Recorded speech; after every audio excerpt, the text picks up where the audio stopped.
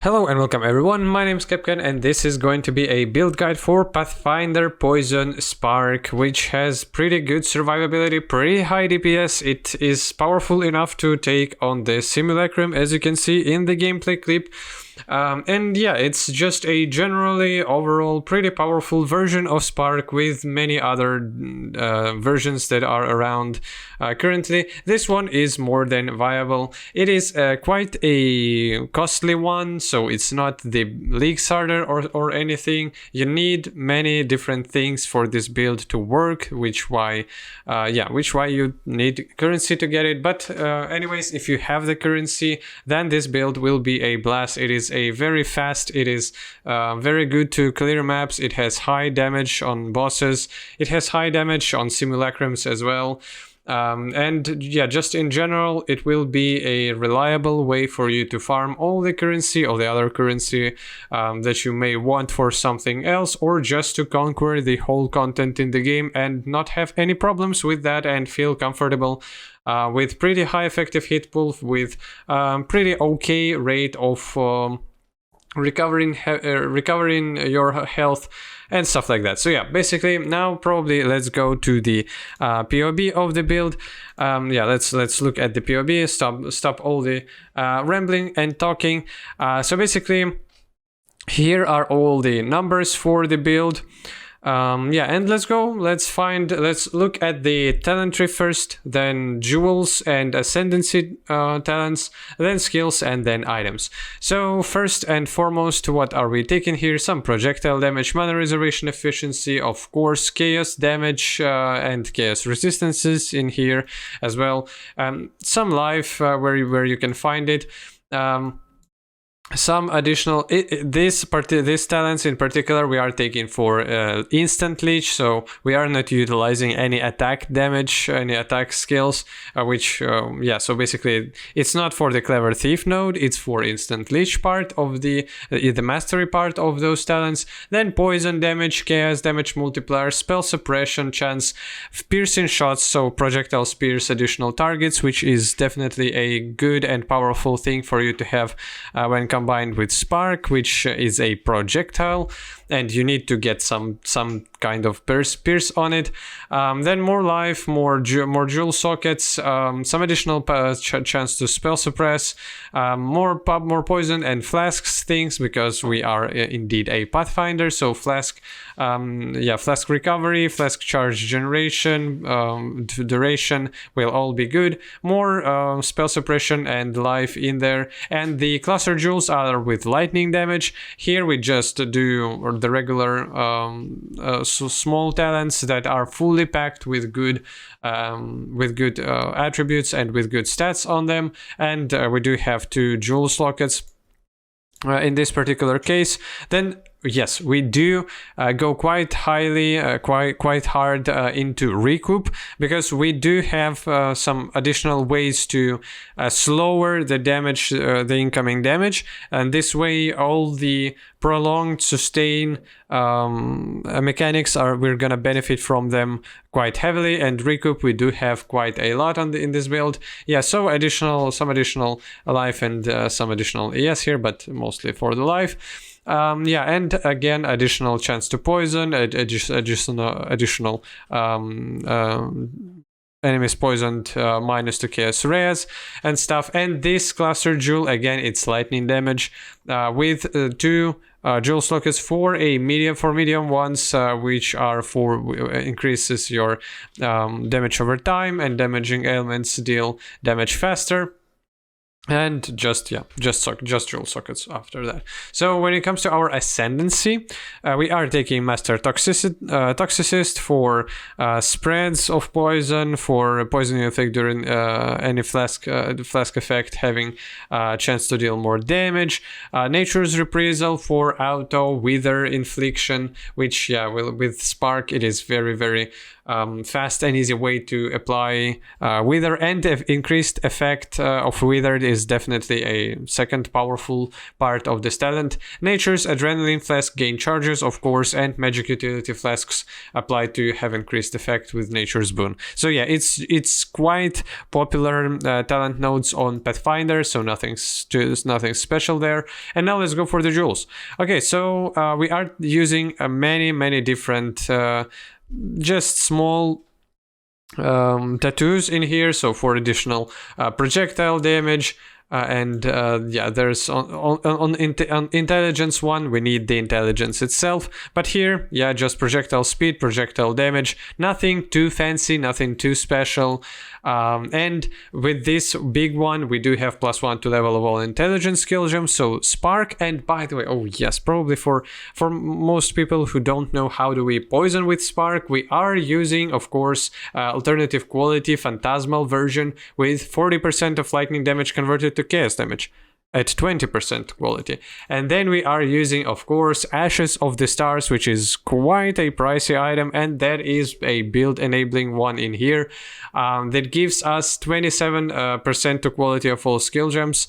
Yeah, and 30 is ideal, of course, which makes most like 94% of your damage, of your lightning damage, of your Spark being converted to chaos damage. And this way you can poison, and we do have Dendrobate, which has chance to poison in here, and we do have chance to poison in other places for our Spark to have 100% chance to poison with hits, and this way apply all these massive chaos damage on enemies. So yeah, that's how we do it. That's why Pathfinder, that's why poisons, and that's why all the chaos damage stuff. Now when it comes to, so yeah, +1 to intelligent skill gems will be quite powerful. Then Brutal Restraint, it's one of the Maraketh Timeless Jewels that we're using here. It's number 700 of Nazima. And we do have increased flask charge gained, some additional dexterity on small nodes, and here we do have chance to gain Alchemist's Genius when you use a flask, and here as well we gain an Onslaught for 8 seconds on kill, which is definitely good for your simulacrums, for your regular maps. On some bosses it wouldn't do shit, but still is pretty good. Yeah, so this is when it comes to our talents. The rest of the jewels, it's gonna be just more convenient for me to look up from here. So yeah, regular jewels with chaos damage over time, damage over time multipliers, maximum life as well. Watcher's Eye. So we use both Vitality and Clarity. So 20% of damage taken while affected by Clarity recoups as mana. Which is not really the most useful thing here on this jewel in particular. The main thing here is non-channeling skills have -7 to total mana cost while affected by Clarity, and you don't need Clarity, high level Clarity. So basically, as you can see here in skills, yeah, so here we do have level 1 Clarity and level 1 Vitality. By the way, Vitality with quite high quality because it's a divergent, and you and nearby allies deal increased damage while on full life, which is just a bit of a bonus on top. But the main thing here, where it was, yeah, so it was a Watcher's Eye. So yeah, main thing with Watcher's Eye here is that you do have this -7 to total mana cost, which is massive, and you need it in order for everything to work properly on this build. As you can see here, we don't have too much unreserved mana, just enough for us to use the skill and for our recoup and regen and all the other, yeah, basically regen will be more than fine, but we do have recoup on top as well, for them to refill our mana. Yeah, and otherwise gain 26 life per enemy hit while affected by Vitality. It is a massive just recovery mechanic for this character, because Spark hits more than often. It's very fast, it hits multiple times, enemies get hit multiple times. You're spawning enormous amounts of sparks, and this way you will gain constant life, so this will be your instant life recovery. Then we do have life recovered or life recoup, pretty high amounts of it. And then we do have our alternative quality divergent void manipulation that gives us supported skills have percentage of chaos damage leached as life. And this all combined gives you many different ways for you to recover your life after taking damage. So this was, this was still in the jewels section, I guess. Yeah, then cluster jewels, we saw them. Viridian jewel, again, so just regular jewels. Increases to lightning damage are good as well. Otherwise damage, multipliers to dot damage. Brutal restraint, we saw. Then storm shroud, modifiers to chance to avoid being shocked, applied to all elemental ailments, which is definitely a good thing for us to have, for us to get elemental res. Elemental ailments resistance, I mean, and yeah, just invulnerability to ailments. Then immutable force, which increases our stun and block recovery for 980%, which means that you will probably just don't feel any stuns at all. And then with blood notch, we do have 60% of damage taken from stunning hits is recovered as life. This is one of the prevalent couples of jewels that you can use for just good recovery, additional good damage recovery from and stun immunity or something similar to that, that gives you additional recovery. It takes 2 sockets, but we do have more than enough of them to satisfy the needs. Yeah, and the other medium, so the other medium cluster jewels, so nothing special in jewels. Now let's go for the active skill gems. So this spark here, it's a phantasmal spark again, which converts our all our lightning damage. And by the way, as you can see here, this one has corrupted 23% quality. That's why 27 from amulet is enough for us to have 100% of lightning damage and not 90 something percent of damage being converted to chaos. That's your spark itself. Then inspiration, anomalous one, which again gives our supported skills a bit of increase to critical strike chance. This is why, because we use elemental overload on our scepter, which gives us more damage, more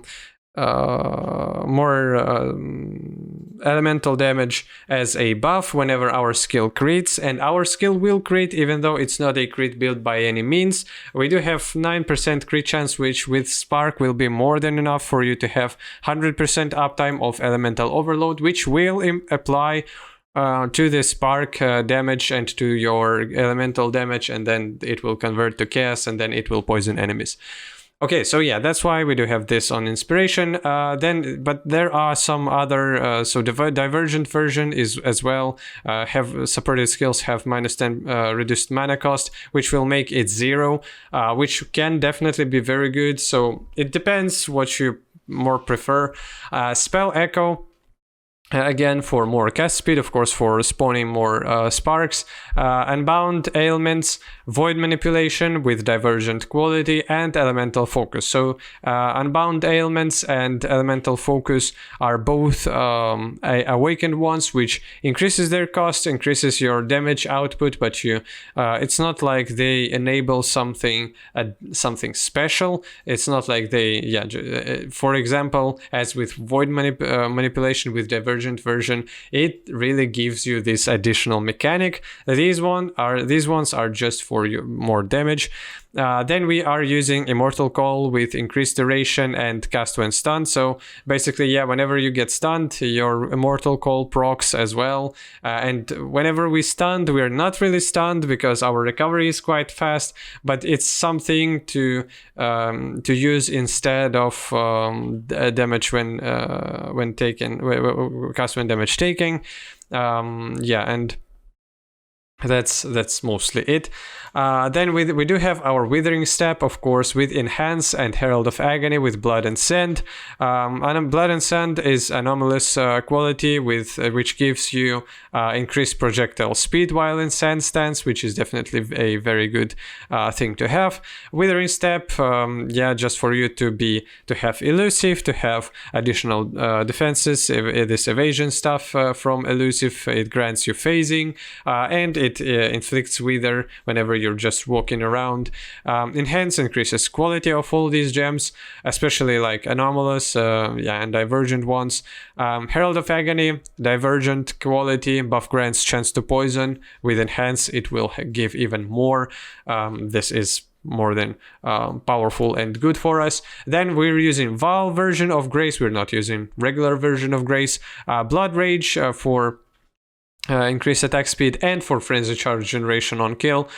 Plague Bearer, again divergent quality, grants damage over time multiplier, and Flame Dash for you to blink and dodge and stuff.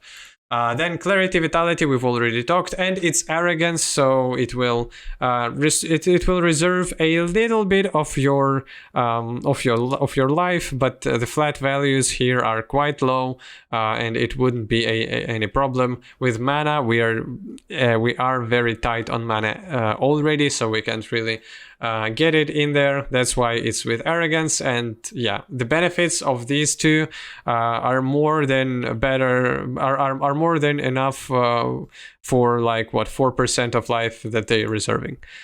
Then we are using a regular version of Haste and Val Haste whenever you have it. Then with we pair it all with Enlighten because these are the highest mana reservation auras that we use, and Arctic Armor as well. So these two are both 50% and Arctic Armor is 25%. Again, alternative qualities if possible. We do have Despair. We do have quite a powerful implicit on our Asenath's Gentle Touch, and Temporal Chains are there from there as well, and Monster on Killing Explosions are as well from there. Okay, now let's go for the items. Our main weapon is Oscillating Scepter. It gives you Elemental Overload, which is more than powerful in our case. Increased chaos damage, flat lightning damage to spells, +1 to level of lawful lightning spell skill gems. Chaos skills have increased skill effect duration, and otherwise just chaos damage multiplier and some cast speed as well. Dawnbreaker, which is more than common shield that drops from Exile. And with a very powerful corrupted implicit 7% of physical damage from hits taken as cold damage, you can really because Dawnbreaker itself is very cheap item, you can get the implicit modifier without any problems. It basically, in general, the shield itself gives you enormous amounts of mana, enormous amounts of block. It converts percentage of your physical damage taking as elemental damage, which helps you mitigate physical damage type. And that's it. Then with Helmet, we do have here enchantment for spark firing additional projectiles. We do have increased mana reservation efficiency, some additional cast speed, some attributes, and additional percentage of fizz damage taking as any elemental damage. In here it's fire. This is it's the main thing for us to get fire damage. I don't mean fire damage. Physical damage mitigation. These all conversions are very, very important, and you need to have them in order to smooth out the damage incoming damage. Then with Dendrobate, again, it's with a pretty powerful corruption, +2 to level of socketed duration gems, which will give you huge amounts of damage. Without it, you still can play it, which is just an increase to a big multiplier from more like to damage. Otherwise, it gives us some energy shield, some evasion rating, which can be good, yes, but the main thing is chance to poison, increased poison damage when you have 300 dexterity, which we do have, and increased poison duration if you have at least 150 intelligence. Then with our gloves, we do have Asenath's Gentle Touch, which they are quite cheap already. They are like 10 KS by themselves or something like that when this far into the league. But we do have here curse enemies with despair on hit as corruption, which is very, very powerful one. Otherwise, you do have auto auto cursing enemies with despair and temporal chains, and then enemies dying from curse explosions and stuff. That's why these gloves are so powerful. Then with our boots, it's chance to avoid being shocked, which translates into chance to avoid being all elemental ailments, and these are both implicit here and as a modifier on boots themselves. Then high movement speed, some resistances, chance to spell suppression, and some life. With Amulet, again, Ashes of the Stars, I've already talked about them. Very powerful, very expensive amulet. Drops from the second, there's Eater of Worlds, Pinnacle boss. So you can farm it in SSF, but it's very rare, so you probably can't, but there's a chance. So allocates Whispers of Doom, and Whispers of Doom is additional curse. That's why we can apply both Despair and Temporal Chains on enemies. And it costs not many points if you don't have this. It's a 3 golden anointment, kinda not cheap. If you don't have it, you can spend some points towards it. It's not like it's far away, but it's still you're saving points basically by anointing it. Then with our rings, it's increased cast speed. Non-channeling skills having -7 to total mana cost on both of them. Some attributes, maximum life and resistances. With belt, it's a Stygian Vice base with high dexterity here for us to have 300 for our Dendrobate to go good. Maximum life, increased elemental damage with attack skills. Now it wouldn't work with Spark, it's not attack skill.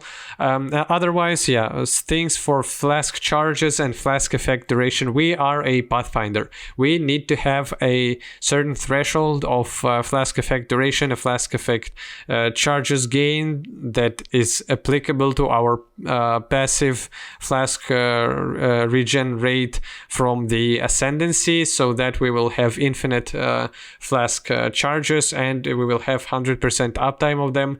That's why we are getting some talents, and our belt is dedicated for these to these mods. Then Searching Eye Jewel, which with corrupted blood, with a corruption implicit, corrupted blood cannot be inflicted on you.